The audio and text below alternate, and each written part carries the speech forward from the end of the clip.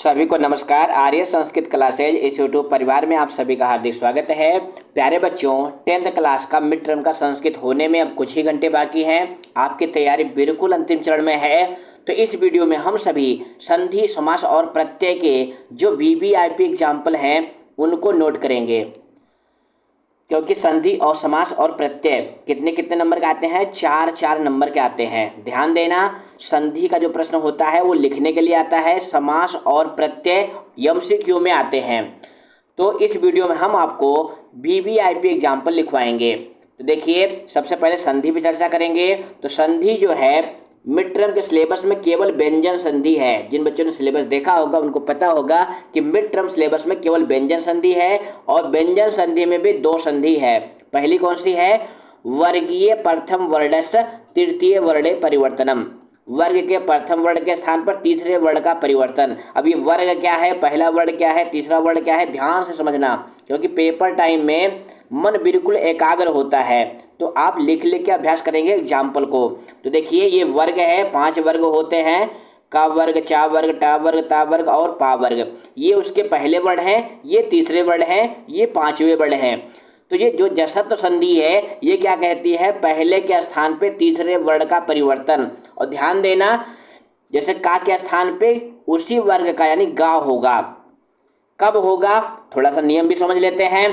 कहते हैं, यदि पद के अंत में स्थित वर्गों के प्रथम वर्ण के बाद कोई स्वर आए, ध्यान देना क्या है, कोई स्वर आए या कोई व्यंजन आए। अब व्यंजन में भी नियम क्या है कि तीसरा वर्ण हो, चौथा वर्ण हो, अथवा या वा रा ला हा हो, तो पहले के स्थान पे तीसरा हो जाएगा। जैसे यहाँ पे देखो एग्जाम्पल है, वाक प्लस ईसा, तो का के स्थान पे गा होकर के वागीसा बना हुआ है।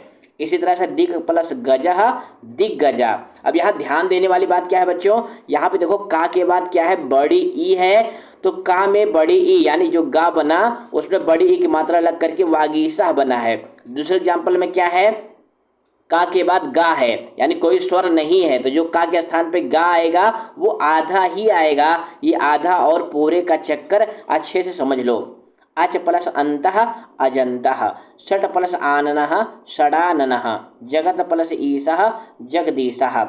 अब दूसरी संधि कौन सी है? दूसरी संधि है अनुनासिक संधि। इसमें देखो आपके सिलेबस में लिखा है, वर्गीय प्रथम वर्णस्य यानी वर्ग के पहले वर्ण के स्थान पर पंचम वर्णे परिवर्तनम, ये 5वें वर्ण का परिवर्तन करना है। तो दोनों में डिफरेंस क्या है? क्योंकि कुछ बच्चों के मन में बहुत सी शंका रहती है कि कब हम तीसरे में बदलेंगे, कब 5वें में बदलेंगे। तो ध्यान देना, 5वें में बदलने का जो समय है बिल्कुल थोड़ा सा है कि यदि वर्ग के अंत में स्थित पहले वर्ण के बाद कोई अनुनासिक वर्ण आए। प्यारे बच्चों, अनुनासिक वर्ण कितने होते हैं? 5 होते हैं। यही जो पंचम वर्ण है इन्हीं को ही अनुनासिक वर्ण कहते हैं। अनुनासिक वर्ण क्यों कहते हैं ये भी समझ लो, क्योंकि इनका जो उच्चारण है मुख और नासिका दोनों से होता है, इसीलिए इनको अनुनासिक वर्ण कहते हैं। यानी जब पहले वर्ण के बाद कोई 5वां वर्ण होगा तो जो पहला वर्ण है वो अपने ही वर्ग के 5वें वर्ण में बदल जाएगा। बस इतना ही समझना है। जैसे देखो एग्जाम्पल है, स्यात प्लस ना। अब ता के बाद ना है तो जो ता है वो भी ना में बदल जाएगा।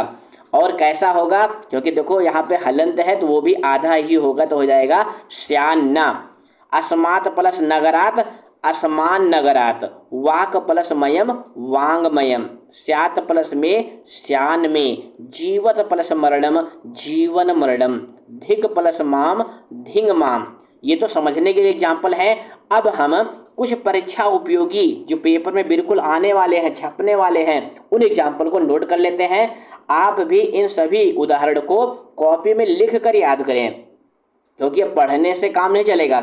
पेपर है, कुछ ही घंटे बाकी हैं, लिख लिख के अभ्यास करिए, क्योंकि लिखे रहेंगे तो आपको समझ में आ जाएगा कि हमने इसको इस तरह से लिखा था। जैसे पहला है तावत विभज्य, अब इसका विच्छेद हो जाएगा तावत प्लस विभज्य। आपके पेपर में अगर ये लिखा होगा तो आपको ये करना होगा, यानी ये विच्छेद लिखा होगा तो संधि करनी है, संधि लिखी होगी तो विच्छेद करना है। पश्चात न्यो तो हो जाएगा पश्चात प्लस अन्यो, जो दा था वो ता में बदल गया। काचित इयम इति संधि होकर के क्या बना है? काचित इयम इति। अब यहाँ पे ध्यान देना, ये ता है, ता के बाद ई था, तो ई जो है दा में लग गया, ता जो है दा में बदल गया। तो इस तरह से काचिद इयम इति, क्योंकि कुछ बच्चे लिखने में ही गलती कर देते हैं। भायात व्याघ्रस संधि होकर के बनेगा भायाद व्याघ्रस, यानी ता जो है दा में बदल जाएगा। इसी तरह से तत् प्लस अग्रतः तदग्रतः बना है, तत् प्लस अनुसारेण तद अनुसारेण। अगला है चलत प्लस अनिसम, तो क्या हो जाएगा चलद अनिसम। जो ता है वो दा में बदल गया, बाद वाला जो आ था वो दा में लग करके पूरा हो गया। ये आधा और पूरा, इसी का चक्कर आपको ध्यान देना पड़ेगा। अगला है वागीसह, वाक प्लस ईसह, तस्माद अंके, तो हो जाएगा तस्मात प्लस अंके। किंचित अनंतरम, तो हो जाएगा किंचित प्लस अनंतरम। किंचित अभिनयम, तो हो जाएगा किंचित प्लस अभिनयम। अब ये किंचित अभिनयम कहाँ पर है? ये कुछ और लव का कथन है, जननी तो वो क्या नाम शिशु लालनमाला जो पाठ है उसमें ये उदाहरण आया हुआ है। सारे उदाहरण आपके पुस्तक के ही हैं और पुस्तक के उदाहरण ही आते हैं। तत् प्लस अहम तदहम, दिग प्लस गजः दिग्गजः, अचिराद एव, ये बहुत महत्वपूर्ण है, बहुत कुछ आता है। अचिरात प्लस एव, इसका विच्छेद होगा। इसके बाद है मानुषाद प्लस अपि, तो क्या हो जाएगा मानुषाद अपि। श्यान्ना स्यात प्लस ना, असमान नगरात असमात प्लस नगरात, स्यात में स्यात प्लस में। ये सारे एग्जाम्पल आपको फटाफट इसको नोट करते चले, ये संधि के एग्जाम्पल हैं। अब हम चलते हैं समास के एग्जाम्पल देखने। देखो बच्चों, ये समास का सिलेबस है। समास में कितने समास हैं आपके सिलेबस में? 4 समास हैं, अव्ययी भाव समास, तत्पुरुष समास और द्वंद्व समास। मिड टर्म के पेपर में लगभग अव्ययी भाव, तत्पुरुष और द्वंद्व ही आता है, बहुब्रीहि कम आता है, लेकिन फिर भी हम चारों समास के एग्जाम्पल जो है नोट करेंगे फटाफट। तो समास क्या है ये हम अलग से वीडियो बना चुके हैं, वहाँ पे आप उसको देख सकते हैं। समास का अर्थ होता है संक्षेप करना। जो पहला पद होता है पूर्व पद कहलाता है, जो दूसरा पद होता है वो उत्तर पद कहलाता है। अब इस समय हमें परिभाषा याद करने की ज़रूरत नहीं है क्योंकि टाइम भी नहीं है, हम सीधा एग्जाम्पल पे आएंगे। हाँ, यहाँ पर थोड़ा ध्यान देना कि जो अव्ययी भाव समास है आपके सिलेबस में दिया गया है वो इन्हीं 6 उपसर्गों के अंतर्गत होगा। तो इनका अर्थ समझ लेते हैं। सा का अगर सा होगा समस्त पद के पहले तो उसका जो विग्रह होगा वो सहितम में होगा या साह में होगा। अनु होगा तो उसका जो विग्रह होगा वो योग्यम के अर्थ में होगा या पश्चात होगा। उप होगा तो समीपम होगा विग्रह में। निर होगा तो अभावः होगा, ध्यान देना। निर होगा तो क्या होगा? अभावः। प्रति होगा तो जो उत्तर पद होगा उसको द्विवारम, द्विवारम मतलब 2 बार लिख देंगे। कैसे? जैसे प्रतिदिनम है तो इसका विग्रह होगा दिनम दिनम प्रति। कैसे होगा अभी हम आपको आगे एग्जाम्पल भी देने वाले हैं, ये तो आपको बता रहे हैं। यथा, यथा मतलब होता है जैसे, लेकिन यहाँ पे जब विग्रह करेंगे तो अनतिक्रम आएगा। अनतिक्रम का मतलब होता है अतिक्रमण ना करके, जिसको आप हिंदी में कहते हैं अनुसार।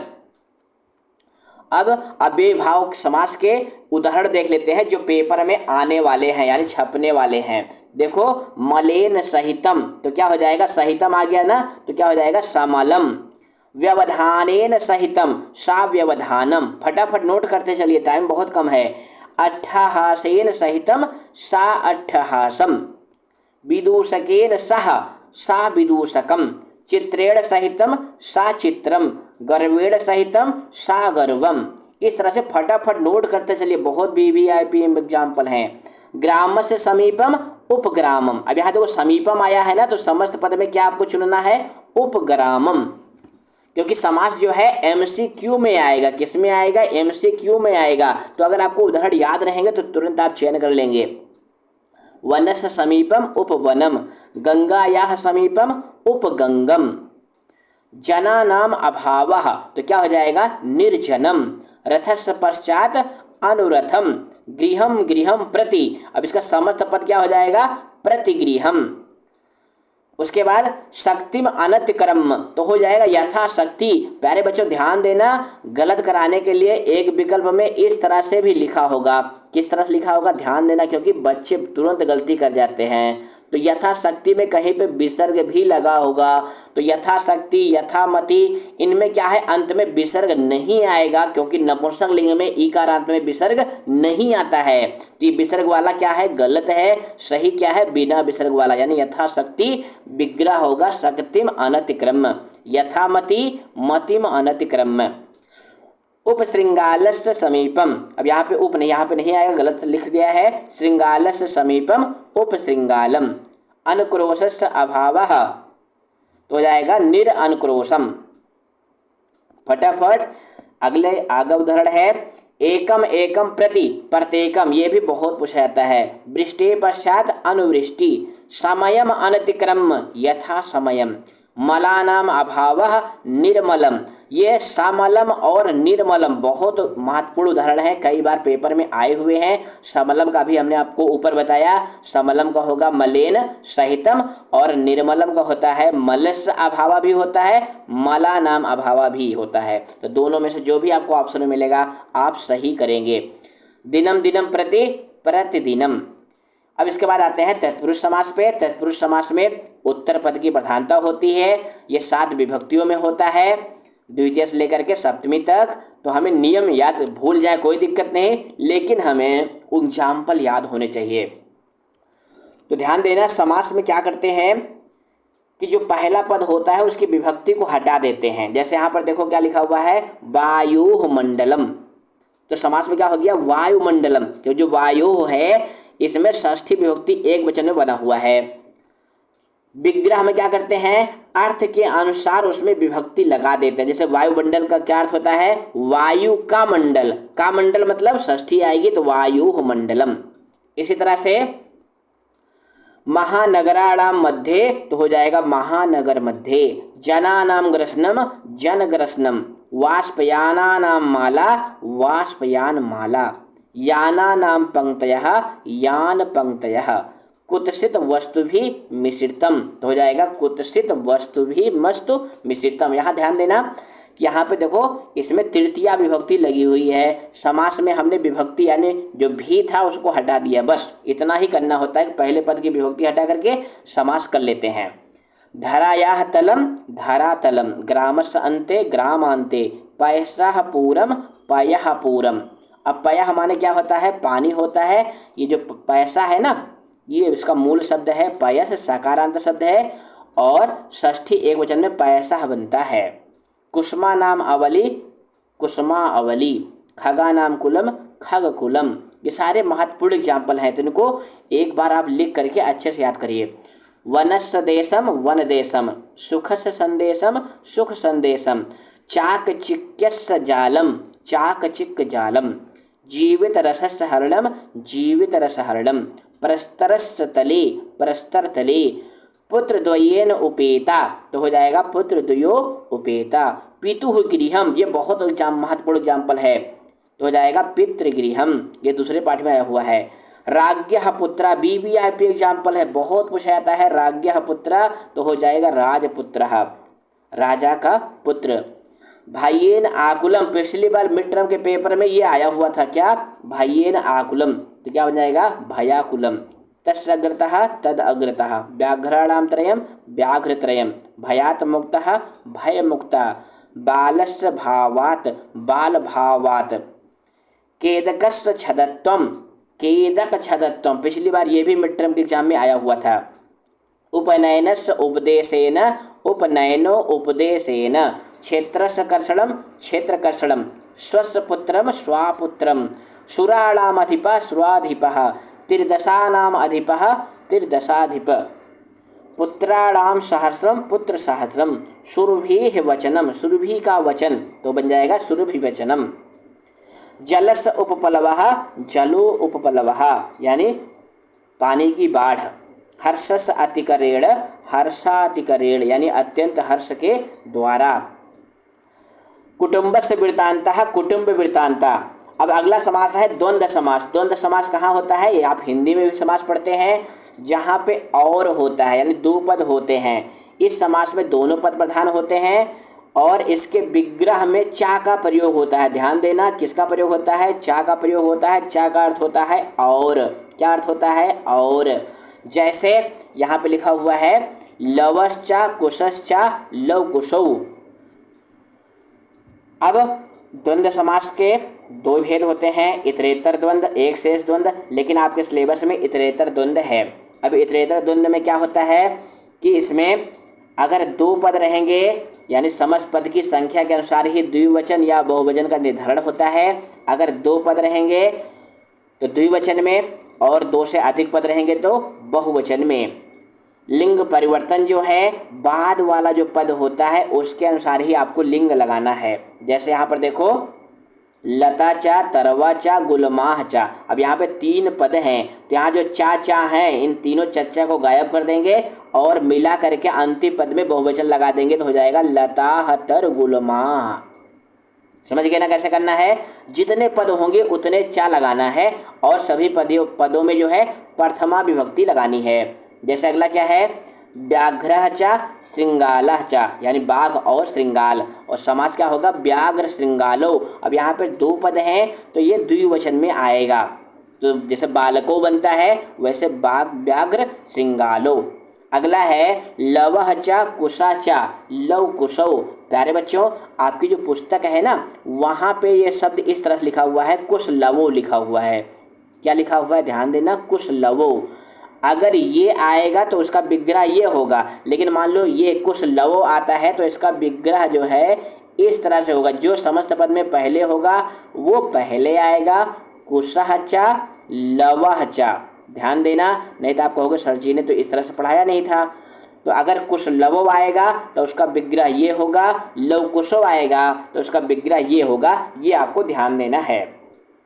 अगला उदाहरण है लवः च कुशः च रामः लवकुश रामः, रामः च विदूषकः च, तो इसमें हो जाएगा राम विदूषकौ। क्या हो जाएगा, यहाँ पे समस्त पद नहीं लिखा है तो हो जाएगा इसका राम विदूषकौ, इस तरह से हो जाएगा द्विवचन में। भीमः च अर्जुनः च भीमार्जुनौ, ग्रीष्मा च वसंता च शिशिरा च, ये ऋतुएं हैं और समस्त पद बनेगा ग्राम वसंत शिशिराः। अगला उदाहरण महत्वपूर्ण है रामः च सीता च। अब यहाँ पे देखो क्या हो गया राम सीते। अब यहाँ कुछ बच्चे कहें सर जी यहाँ पे आओ है द्विवचन में, यहाँ पे सीते क्यों हो गया? क्योंकि जो सीता शब्द है प्यारे बच्चों वो आकारांत स्त्रीलिंग शब्द है, उसका रूप चलता है सीता सीते सीताः, बालिका की तरह। तो यहाँ पे देखो द्विवचन में क्या है सीते है, इसीलिए समस्त पद में सीते आया हुआ है। अगला है फलानी चा पुष्पाड़ी चा, तो फल पुष्पाड़ी यानी पहले पद की विभक्ति हटा दिया, दूसरा पद वैसे के वैसे लिख दिया। पशवः च पक्षिणा च पशु पक्षिणा। अब आते हैं हम बहुब्रीहि समास में। बहुब्रीहि समास में क्या होता है, इसमें दोनों पद में कोई पद प्रधान नहीं होता है, अन्य पद की प्रधानता होती है। जो समस्त पद होता है वो विशेषण की तरह होता है और विग्रह करते समय इसमें यश सह जोड़ते हैं। जैसे देखो पहला क्या है हृदय ग्राही स्पर्शः, तो क्या लिखा हुआ है हृदयेन ग्रहणात यह सा, हृदय के द्वारा जो ग्रहण किया जाता है वह है हृदय ग्राही। निर्गतः अनुक्रोशः यस्मात् सः निरअनुक्रोशः, निकल गया है अनुक्रोश यानी दया जिससे वह व्यक्ति है निरअनुक्रोश। विमूढ़ाधि यश सः, ये बहुत पूछा जाता है विमूढ़ाधि यश सः विमूढ़धि। अगला है इंगित ज्ञान फलम यस्यासाम ताः, तो हो जाएगा इंगित ज्ञान फलाः। प्यारे बच्चों बहुब्रीहि समास थोड़ा सा कठिन होता है, तो अगर आपको और विकल्प मिल रहे हैं तो आप बहुब्रीहि समास को छोड़ करके दूसरा विकल्प दूसरा प्रश्न कर लेंगे। अगला है स्थिता प्रज्ञा यशसा स्थित प्रज्ञा। तो इस तरह से हमारा जो समास था वो भी कंप्लीट हो गया। अब आते हैं प्रत्यय पर। ये देखिए प्रत्यय का सिलेबस है, आपके सिलेबस में कुल 6 प्रत्यय हैं।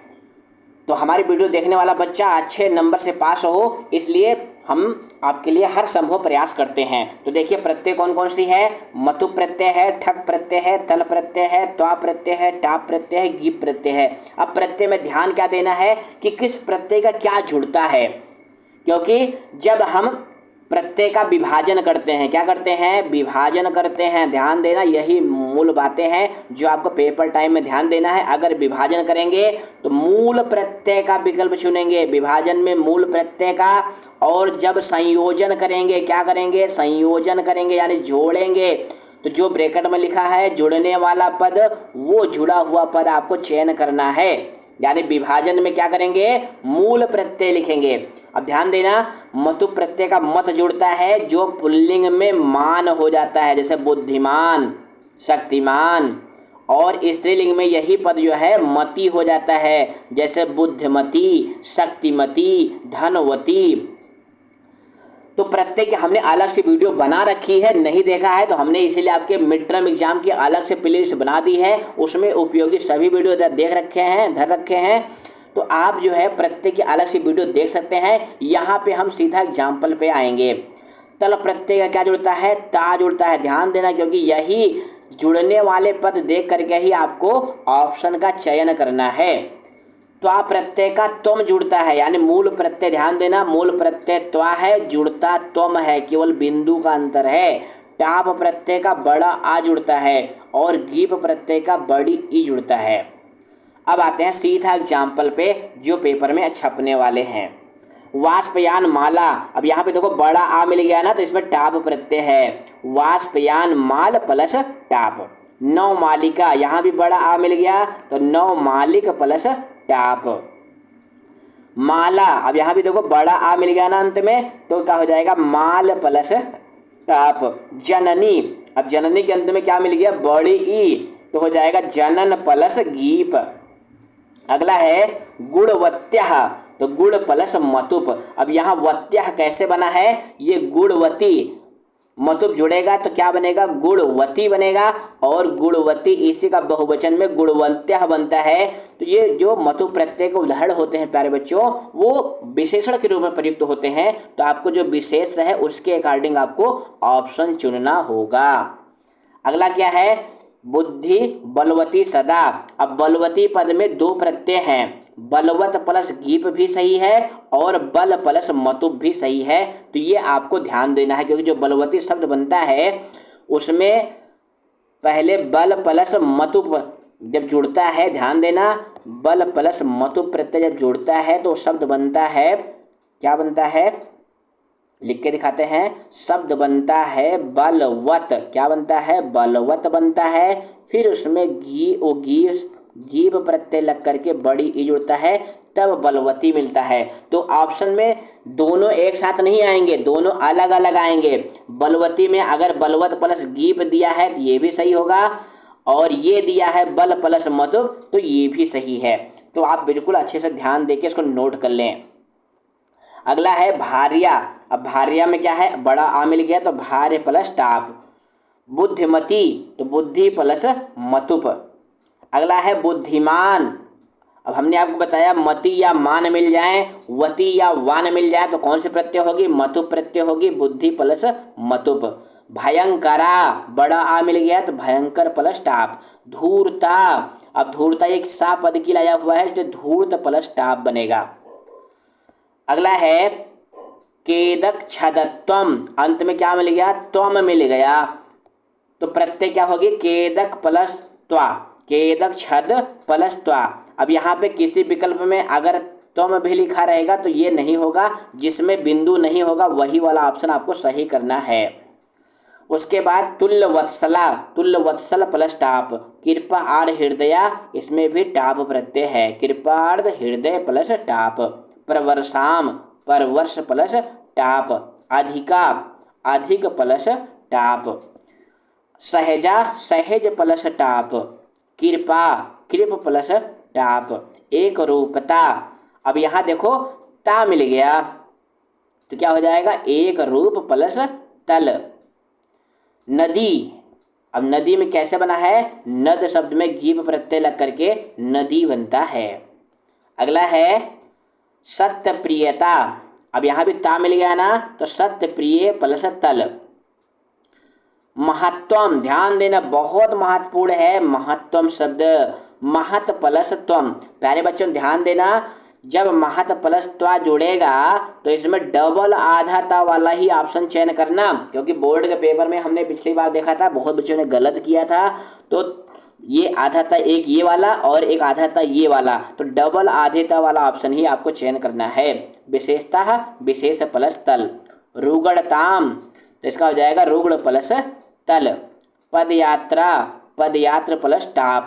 नेत्रवंतः, अब इसमें मतु प्रत्यय है, एक वचन में बनेगा नेत्रवान, एक वचन में क्या बनता है नेत्रवान बनता है, उसी का बहुवचन में नेत्रवंतः बनता है, क्योंकि ये विद्वांसा के लिए आया हुआ है। तद कृतज्ञता, अब कृतज्ञता यानी ता मिल गया तो कृतज्ञ प्लस तल। उसके बाद अवक्रता तो इसका हो जाएगा अवक्र प्लस तल। फटाफट नोट करते चलिए। समत्वम तो हो जाएगा सम प्लस त्वम। धैर्यवान यानी हमने आपको बताया ना वान या मान मिल जाए तो मतु प्रत्यय, धैर्य प्लस मतुप। शोभा शोभ प्लस टाप। तो इस तरह से हमने संधि समास प्रत्यय कर लिए। बेस्ट ऑफ लक बच्चों। कैसी लगी वीडियो कमेंट करके बताएंगे। धन्यवाद।